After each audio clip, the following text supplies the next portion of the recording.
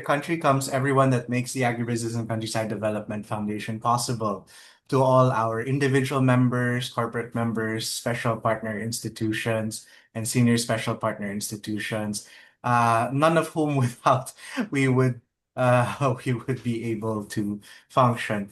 The Agribusiness and Countryside Development Foundation is in partnership with the Management Association of the Philippines, and we are a nonprofit member-supported organization.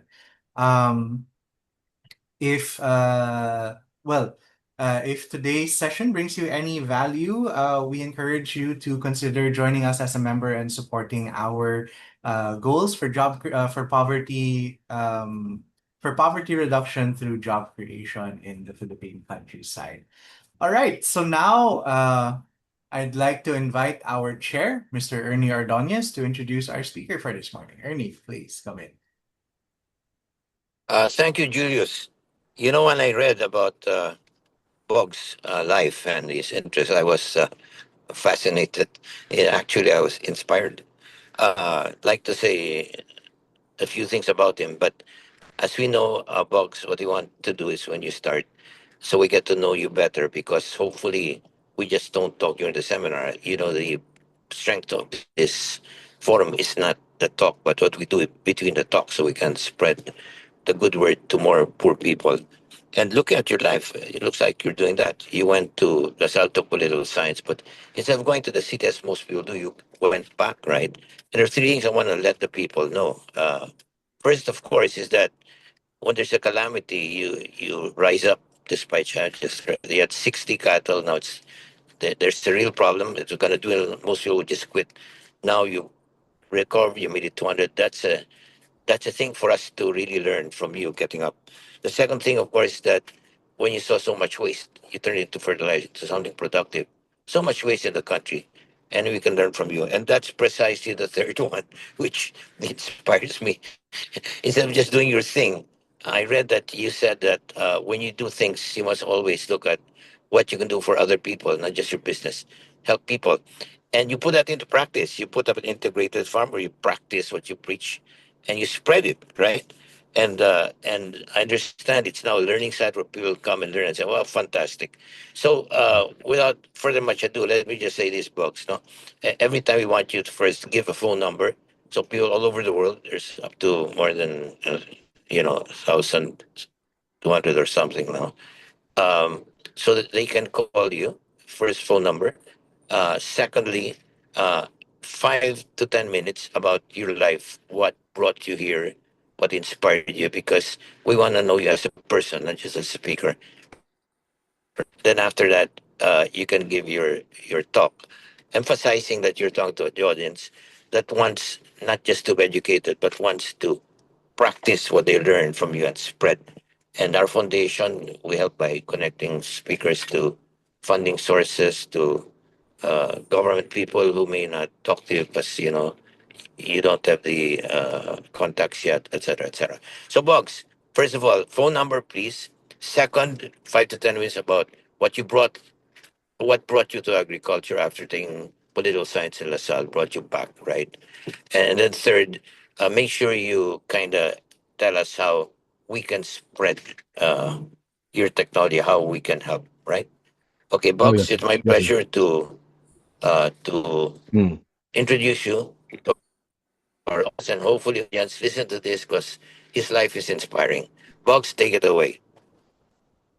Yes. Good morning, everyone. Thank you, Sir Julius, for the opportunity. I'm very thankful to the ABCD Foundation to give us the opportunity to spread the word on black soldier fly farming. So, as you said, I should probably give my details first. Here, I'm going to show on the screen later on the name of our farm, which is Balongo Integrated Farm. We have a Facebook page, and most of our queries we usually used our page to respond to queries from people who are interested in integrated farming and black soldier fly farming. So feel free to message us on that page. And our my phone number, giving consideration also to people from other countries, is plus 63 920 949 9680. But if you're in the Philippines, it's okay to just go with 0920 949 9680. So I think now I should give an introduction about how we started here. So just a clarification for everyone. La Salle is actually a very nice school, and I really wanted to also go there if I had the opportunity to take a business course. But just for correction, I actually went to Ateneo de Manila University in Quezon City. So I took a political science course there, and uh, maybe one question there would be how I ended up in farming. So uh, the typical path for somebody Except in Bugs. I'm sorry, I gave the wrong introduction. See, in the sheet I got, it was LaSalle, but I didn't study I with know, LaSalle sir. and Ateneo. I know, So, sir. so Yes, I'm that was sorry. I wasn't able Yeah, to correct that. I think you were talking about the interview that I had in ATI, and but that's okay, sir. Anyway, both are LaSalle is also a very good school, so I mean, no problem yeah. about that. Bugs, I went to both schools, so I guarantee you both are good. Thank you. Yes, yes. Most of my siblings went to LaSalle, so yeah. Okay. So you know how it is. I Yes. know how good it is. So Go ahead. Yes. yeah. So I think what's nice about the education that we also got there from Ateneo is well, it taught us to be first of all a man for others, and another thing is that um, it through its programs, through its I could say core curriculum, outside of political science, it taught us to about the importance of caring for other people and actually the whole I guess not just humanity but also everything in the planet. So on the planet. So um when I had the opportunity to farm, I was first exposed to conventional methods of farming, and through research, I got to see that farming all over the world was, in many ways, also demonized as a way that to destroy the environment, and that didn't really sit well with me because all this time I was taught to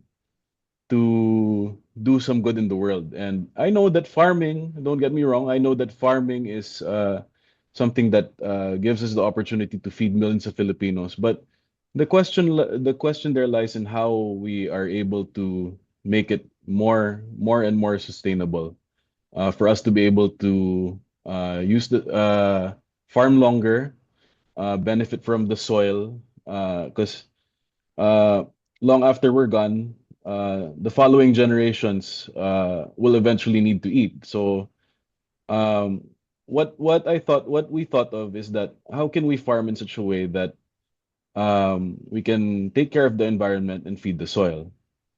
So, um, when I was given the opportunity to manage an already existing farm that was started from the generation of my great grandfather down to my grandfather and my father. Um, I frankly didn't know anything about farming coming from a political science background. It's like I was first given the opportunity to manage a few head of cattle, and there were a lot of trials along the way. Not knowing anything about animal biology, I would say mortality was a main problem that we had. So, um, given that we're working with cattle and it's a it's something that's very long term, we found the need to find other sources of income within this enterprise to be able to sustain the operation. So, not needing to look far or to spend on more equipment, eventually we stumbled onto vermiculture. And vermiculture, although vermiculture was something that was very useful initially, and it allowed us to convert waste into fertilizer. it also required much more labor, and is very and can only process and takes a lot of time because you needed to compost the materials that you were going to put into the vermiculture system. So something similar that we discovered was black soldier fly farming. And in black soldier fly farming, the larvae that would feed on the waste was far less selective. So because aside from the manure of the cattle that we had there, we could also take advantage of the waste that comes from the surrounding community here. And um, over time, we've been able to partner with different local government units, and we've been able to gather some of their waste and use it for black soldier fly farming, where we have the chance to um, convert waste into both fertilizer and at the same time protein for our livestock. So it's a work in progress. Honestly, I wouldn't say that the opportunity is there to become very profitable, but it doesn't require just us. It requires a lot of stakeholders working together. So I've only been a year into it, so honestly speaking, there's a lot for me to learn, but at least I could say that we're off to a good start already.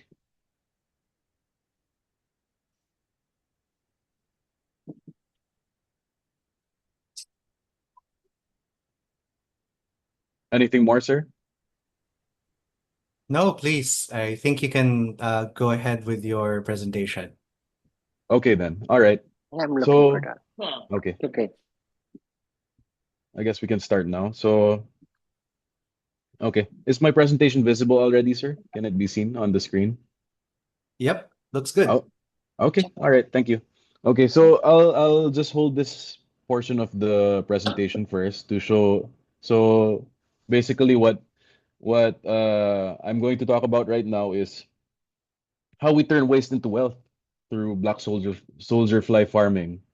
But more importantly, it's not just turning waste into wealth, but what I find more impactful here is how it becomes a circular economy solution for rural Philippines.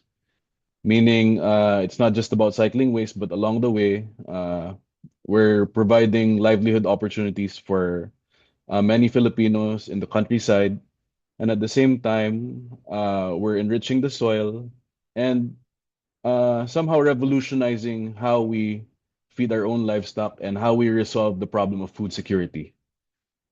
So, first, if you want to contact us, I would repeat that you could contact us through Balongo Integrated Farm on Facebook. We're happy to share all that we've learned about integrated farming and black soldier fly farming as well. So, first, I would like to give you a brief introduction of what we do. So, Balongo Integrated Farm is although the farm has existed with the family, it's been with the family for 4 generations now. Uh, it's Balongo Integrated Farm was something that the business itself was something that we founded back in 2015 as Balongo Integrated Bioorganic Farm. But it came to a point that we were starting to uh, I would say be recognized for cattle farming. So I thought that the name BIF or short for, I mean, Balongo Integrated Farm would be more catchy. So since it says like beef, so we went with that instead. So who we are is we're practitioners of regenerative and circular agriculture based in Balongo, Pangasinan, Philippines. So we're not simply into farming. We're into farming that gives back to the soil and gives back to the community. So we try to find our way to we try to impact in different ways. Uh, if you could say that what we're trying to do is to try to achieve a triple bottom line, which cares for people, focuses also on profit and planet. Because, of course, if an enterprise, why would you would ask why profit? Because we believe that also if an enterprise cannot be profitable, then it cannot be sustainable. Although we can say that we're a work in progress, we're doing what we can little by little to discover what works best for us and how eventually it could translate to providing incomes for more Filipinos. So it's not just livestock that we're focused on. We use livestock to we don't just use simply raised livestock, but we use livestock to enrich the soil, and in return, the soil being enriched becomes more productive and ends up feeding the planet. We also wanted to because we've already done these practices and we believe in how great an impact it could make for the planet. And well, we're not really just focused on how we could change the world, but I believe that it has to start first with our own community. So what we do is we practice we actually practice what we preach, and what we do is we teach other farmers what we do, and hopefully they can do the same in the future. That's our goal. So once we're able to develop some of these new technologies or these enterprises, we try to find a way to transfer this technology to communities to further increase the impact of what we do. So aside from circular farming, we also focus also on how this could make a positive, how what we do makes a positive impact on the environment. So it's not just important that it's profitable, but for us, we also want it to be climate resilient. Because given that we're dealing with a lot of, we have to find a way to make the farmer to lessen the downside or lessen the losses for farmers in difficult times or times of calamity. So we found black soldier fly as an alternative for source of income. So um, I could say that the start of our black soldier fly journey was not something that we thought was a smart idea, but simply because we really needed it. We really needed to find ways to sustain our operation. So I could say that it's maybe somewhat out of desperation why we started it, because we wanted to have an alternative source of income for that. But to tell, I would like to let you know also the audience that we've been doing this for about a year, so only a year. So as of now, I would say we're somewhat although we've generated some sales, we're mostly in the research and development portion. Because, of course, we wouldn't simply want to introduce a product that I haven't experienced working with for years. So, though it's very promising, I believe there's still a lot for us to learn. Aside from that, one we wanted to we found that we could also address the problem for starting with neighboring local government units which have a problem with transporting most of their biodegradable waste to landfills. Because we have uh, an insect that can process these waste. We can create, in a way, we could also create savings for different local governments. So, given that we had this problem of having to find something that would help the farm become more profitable, we were fortunate enough to discover Black Soldier Fly uh, through our good friend and now I would say a mentor, Doc Brahman or Dr. Roland James Bayang of Doc Brahman Agritech. Um, we saw that we could turn waste into an opportunity, not just for us, but also for eventually for many Filipinos around the country. So of course, I would also give like to give credit to my partner and mentor, Doc Brahman. He's actually one of he's a renowned practitioner of black soldier fly production and has been featured already on GMA. That's another thing that you should probably look at if you want to learn more about black soldier fly farming. The eyewitness documentary of Sir Atom Araulio. You should probably look that up.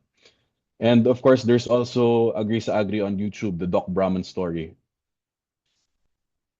So here you could see that he talks in detail about black soldier fly farming. So I would like to uh, give him credit because having him around also opened the door for us.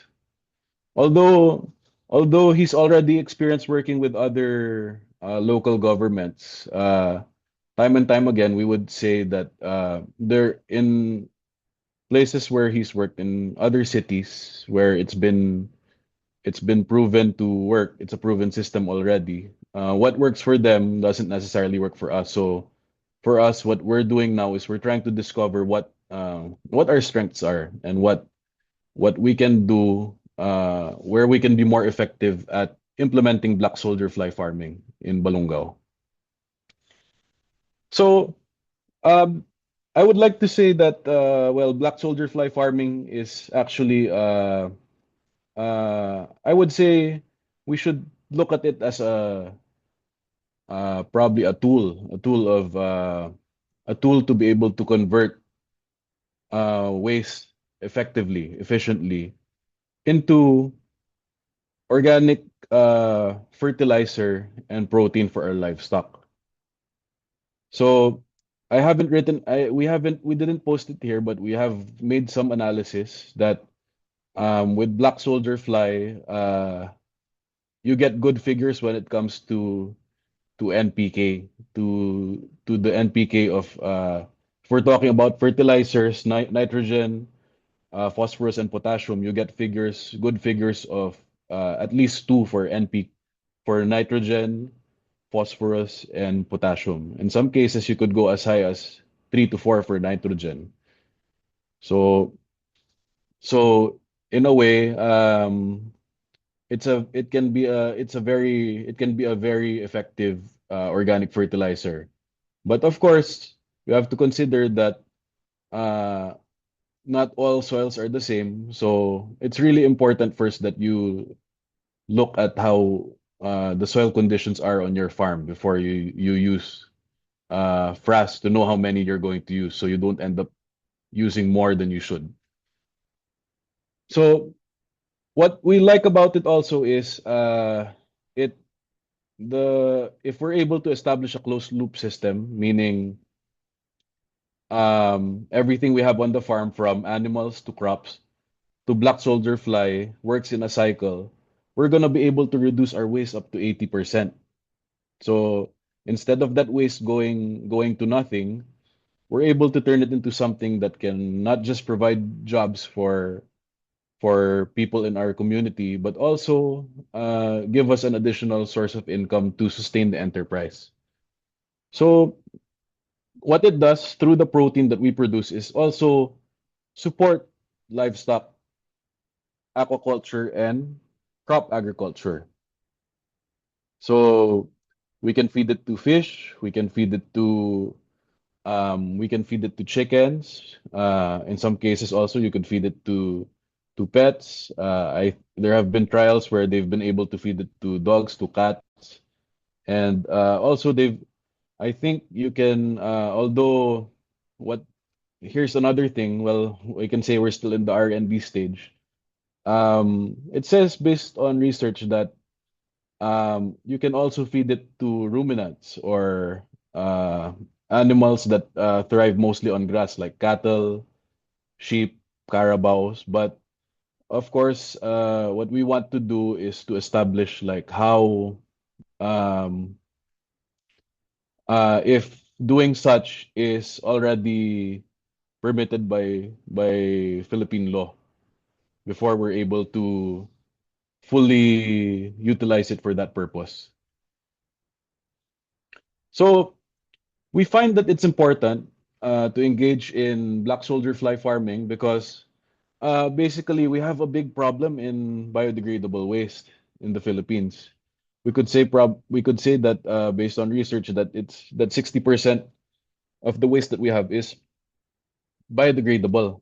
So we're not just talking about thousands of tons, but we're talking about millions or of tons of biodegradable waste. So if all this waste is going to nothing, then there's a lot of wasted opportunity. Opportunity particularly to feed millions of Filipinos. Considering that we've been importing a lot of what we eat, why won't we make a use of what we already have here instead?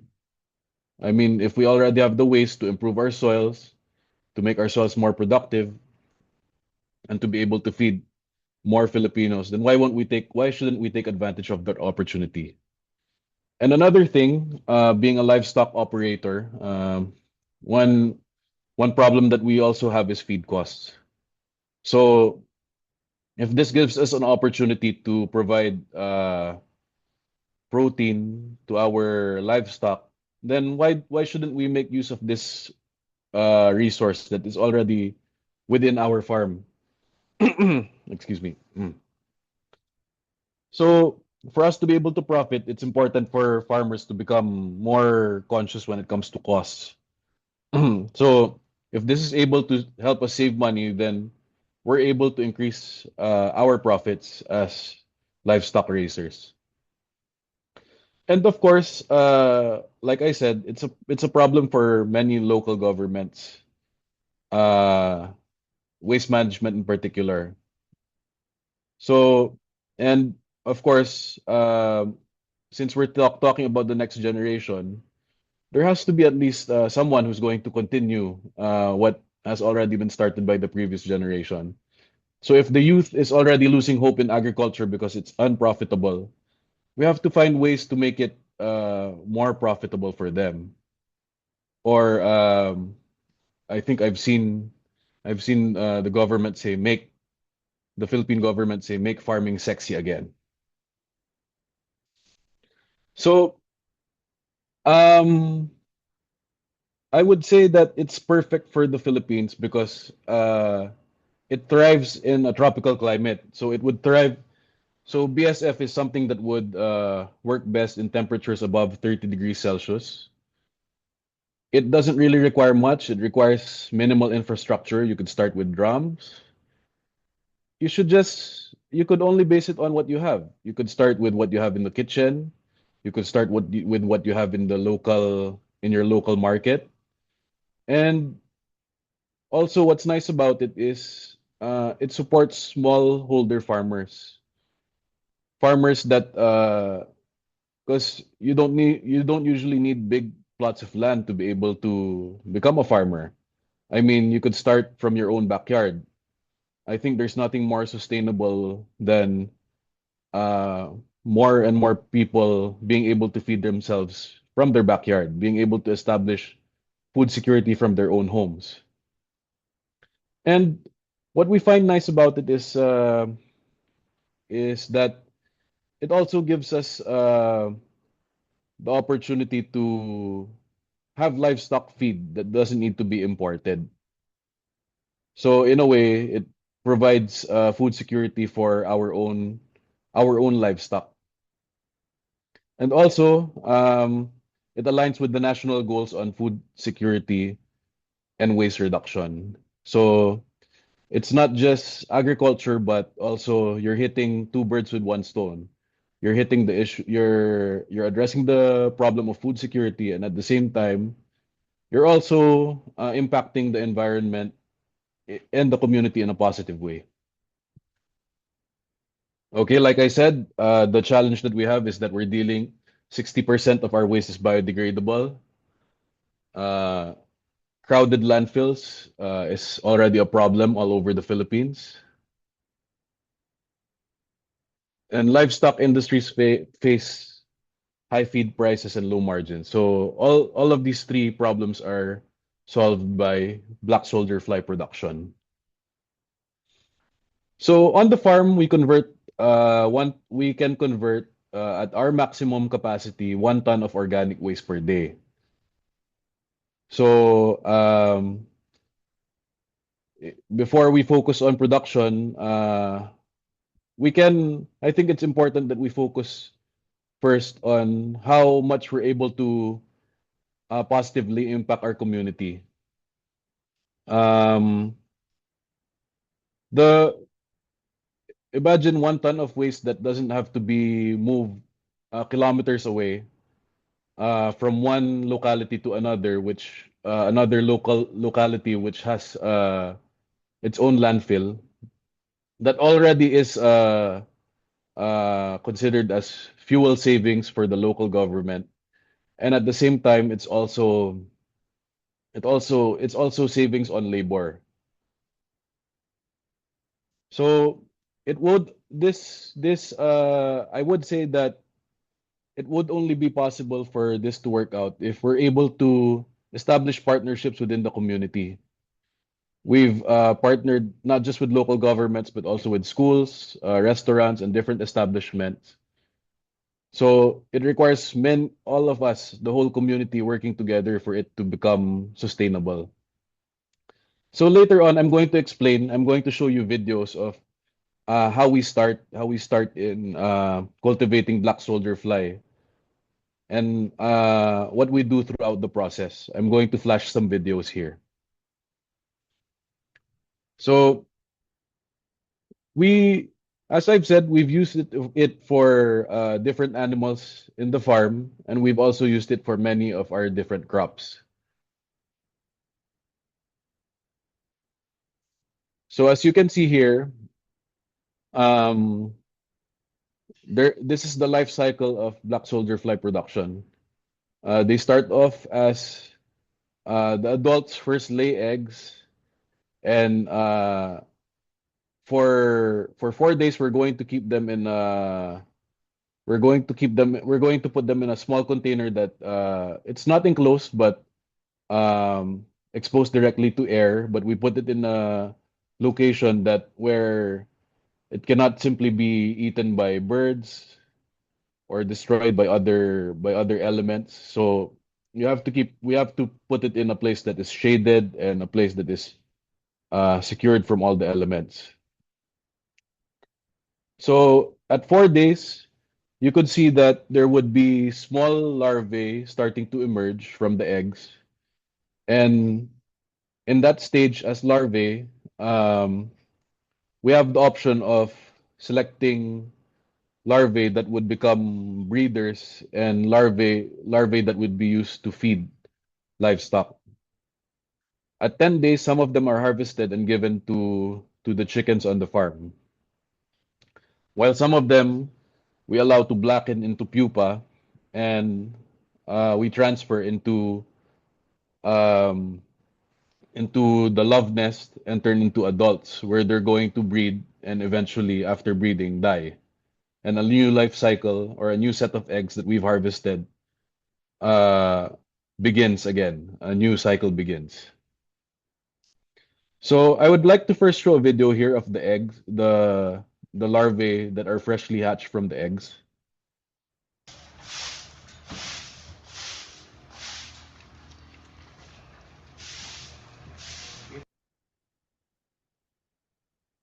In a span of 10 days or 2 weeks, you could see that they transform into full grown larvae.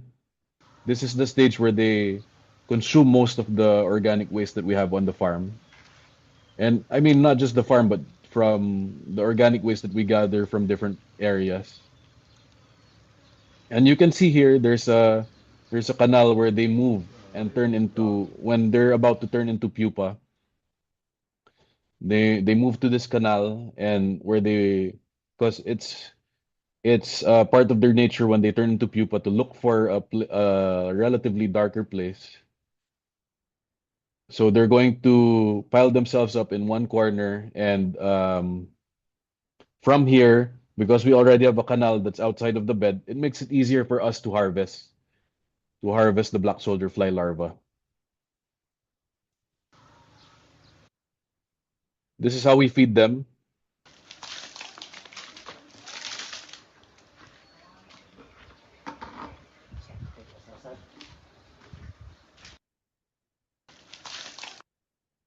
And this is them when they turn into they turn into pupa. So you have to notice that not all of them are at the same stage. So within that eight days, there's a period where some would emerge as flies earlier than the rest.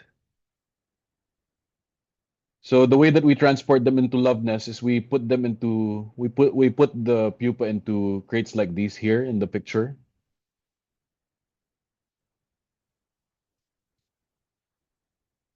And we transfer them into something like this. This is what we call the love nest.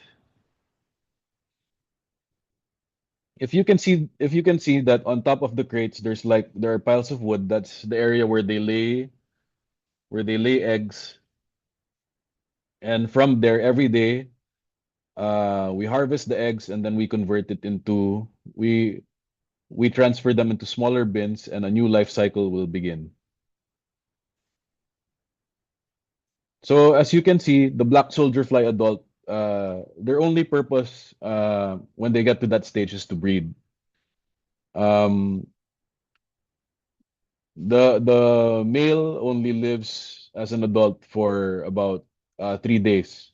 The moment he gets to mate with the female, uh, essentially he would die immediately. The female, the moment that she lays eggs, would also die. So what's nice about the black soldier flies, since they have a very short lifespan as adults, uh, compared to the regular housefly, they don't have ways of spreading diseases. Also because they don't have mouths as adults. Yes, they are voracious eaters as larvae, but it's a different story already when they're already adults. So here's a sample of one black soldier fly on my hand. That's how big they are. And you can say that they're totally harmless. Uh, their only purpose at that stage is really to breed. Here you can see we have this is how we process scratch, how we separate scratch from other parts of the compost. What you can see coming out is already organic fertilizer. And we also feed them to chickens.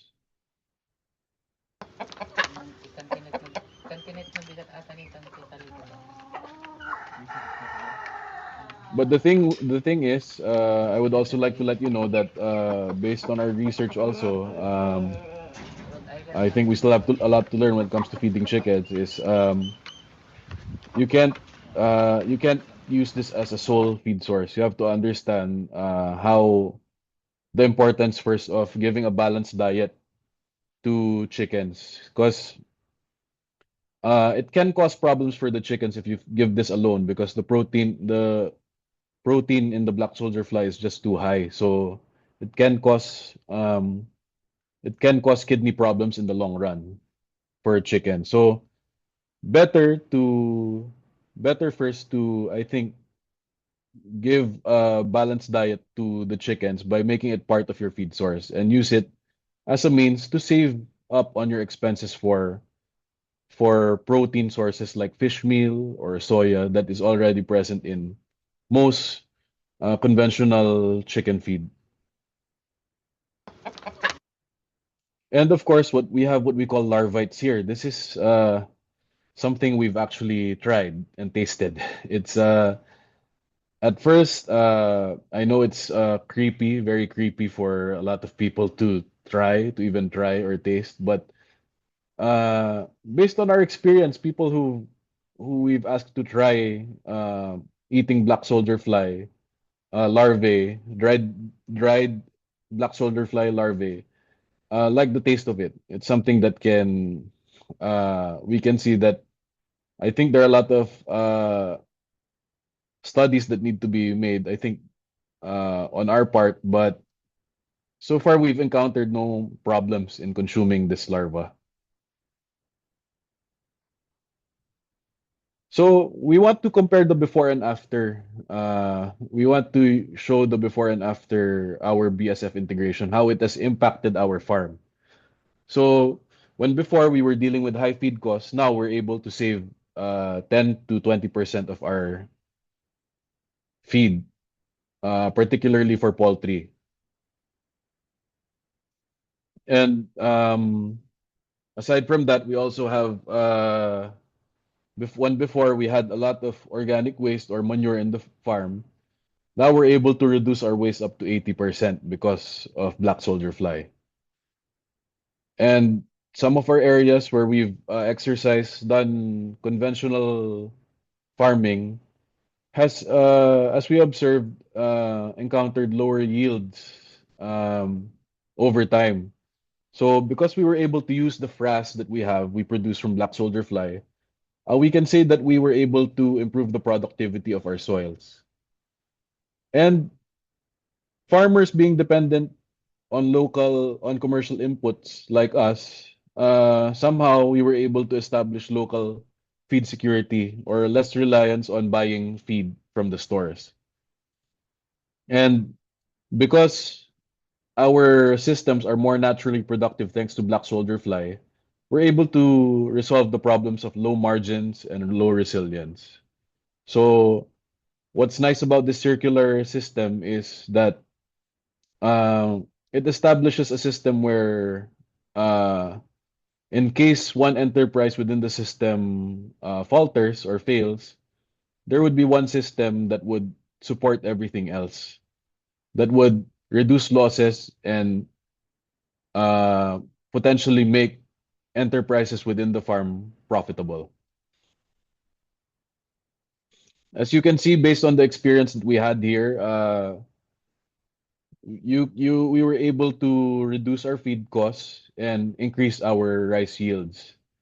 Last season wasn't really a last rainy season wasn't really a good time for farmers because aside from the low prices of freshly harvested rice or palay from the field, we were able to um, the areas where we were able to use BSF frass, we were able to increase our yield by 15%. Or in an area where you would harvest let's say 85 bags, we were able to harvest 100. So we didn't transition immediately to fully organic farming in the rice fields because uh, we have to consider also that based on our research that by using frass, you don't expect immediate results because your soil is accustomed to conventional methods of agriculture. So it's something that takes time. So hopefully we get to a point where we get to minimize the use of inorganic or our conventional inputs. But what we like about it is the fact that it helps us increase our yield at a lower cost. We're also able to increase the profitability of our farms. Um, because we've already practiced this on our farm, we see it as an opportunity for MSMEs and different cooperatives. Should farmers choose to, I think the government right now is big on clustering and organizing farmers.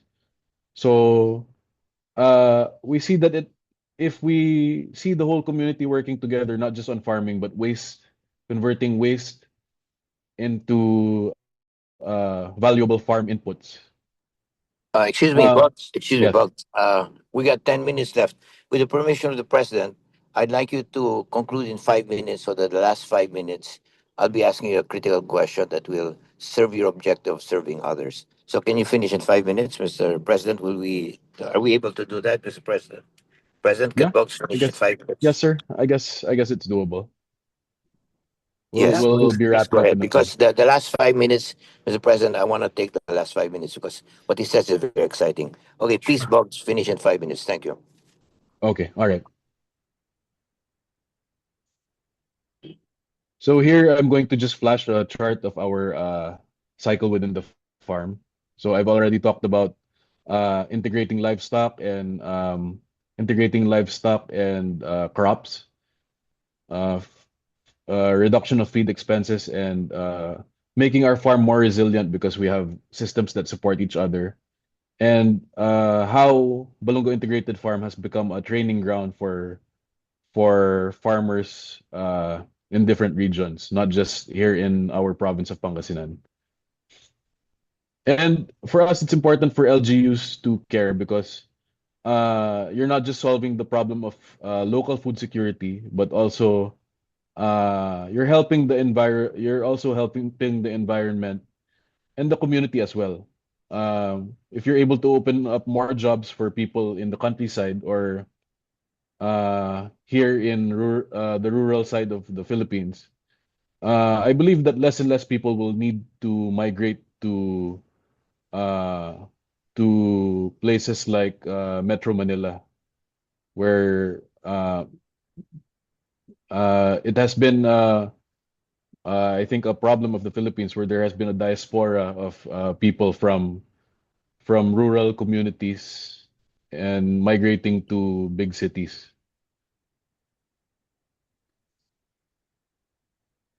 So how can we start here? So first, I think it's going to start with, yeah, like I said, it's important for us to have partnerships with not just local governments, but also potentially malls and restaurants. So there has to be a partnership to be able for it to become sustainable.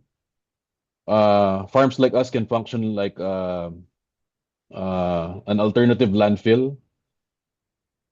And at the same time, what's good about that is we're able to resolve the problem for other enterprises as well. So it's not just in the barangay level, but you also have to be able to train the youth, give them a reason to go back to farming, uh, because later on they're also going to take over, and eventually they're going to transfer this technology to the next generation. So it's important to train the youth, organize farmers through cooperatives and other communities that are interested to learn in the technology. So this is what we see in 3 years. We see first that it's most feasible that it starts probably not just in your barangay, but from your own backyard. You can start in your own homes. The food that you eat, the waste that you have, you can eventually consolidate on the barangay level and later on in the municipality. So we're not just having zero waste homes, we're having zero waste barangays and zero waste municipalities in the future. And of course, like I said, local feed, we already have the youth will help us continue in the next generation. And we can see that the soils over time will have increased yields. And later on, we're going to establish local feed security.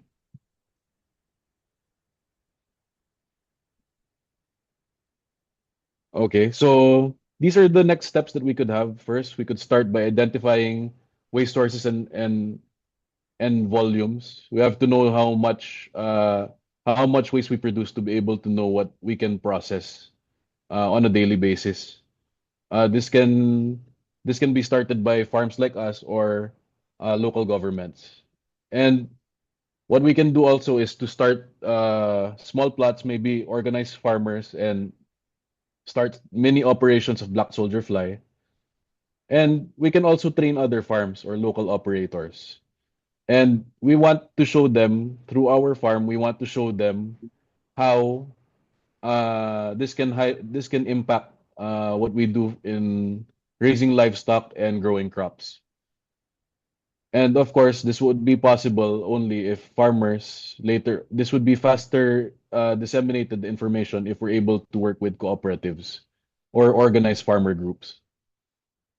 So for us, to conclude, we would like to say that the BSF or Black Soldier Fly technology is a proven practical solution for rural development because it impacts so many areas of our lives in a positive way. We use it as a way to turn waste into wealth in such a way that it supports agriculture, environment, and livelihood. And if we work together, we can build sustainable, circular Philippine agriculture. So, in closing, I would like to say that the future of Philippine agriculture is circular, and BSF or Black Soldier Fly is a spark that makes it possible. Thank you for listening. I hope you were able to learn from our presentation.